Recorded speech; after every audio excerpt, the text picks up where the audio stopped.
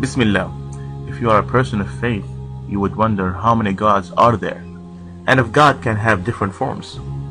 Different religions have different number of gods. For instance, in Hinduism, you have many gods, and it could be up to 330 million gods. In Christianity, you have 3 gods equal to 1. In Buddhism, there is no God. In Islam, there is only one and only God. So how many gods out there? In order for us to know the truth, we have to know the true character of God. We have to look at the stability of the creation of God. And we have to know the goal of the enemy of God's creation. First, what is the true character of God?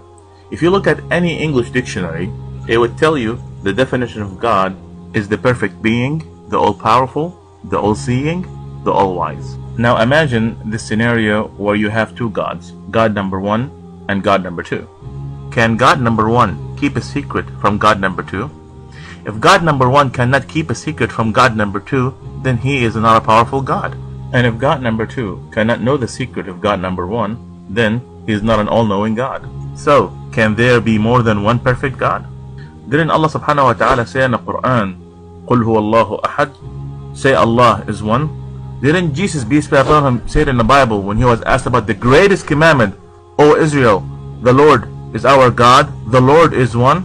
Didn't God said according to the Bible in the first commandment, thou shalt not have any other God before me? Therefore, God is only one. Secondly, when we look at the creation of God, we can easily recognize the stability of God's creation.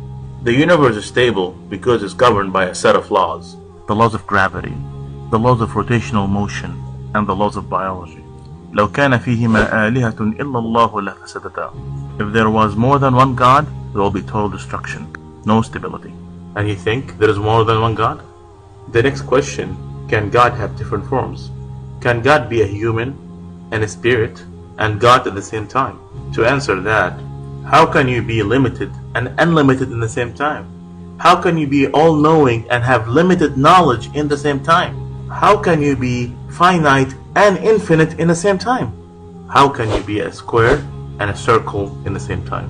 Didn't Allah subhanahu wa ta'ala say in the Quran, لم يلد ولم يولد ولم يكن له كفوا أحد? He neither begets nor begotten, and nothing is like him. Didn't God said according to the Bible, God is not a man that he should lie, nor son of man that he should repent? Didn't God said according to the Bible that I am the Lord, I do not change? Therefore, God is indeed only one. Finally, what is the goal of the enemy of the creation of God? The best of God's creations are humans, and the number one enemy for humans is Satan. The best thing that Satan could have us humans do is to worship things other than God.